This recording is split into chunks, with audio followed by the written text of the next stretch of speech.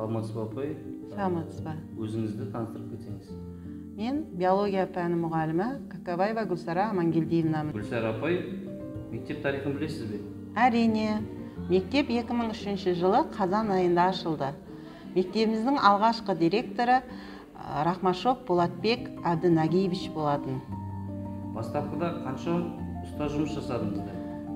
Бастапқыда шамамен 60-70 ұстаз жұмыс жасадық. Рахмет. Бірлестігіңізде қанша мұғалім болды? Біздің биология бірлестігінде алғашында 4 ұстаз жұмыс жасадық.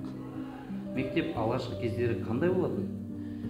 Мектеп қазан айында ашылғандықтан мектепте бала саны аз болатын. Бір ауысымда оқыдық. Әр сыныпта 3 параллельден ғана оқушы болатын. Сұхбатыңызға көп рахмет. Сау болыңыз.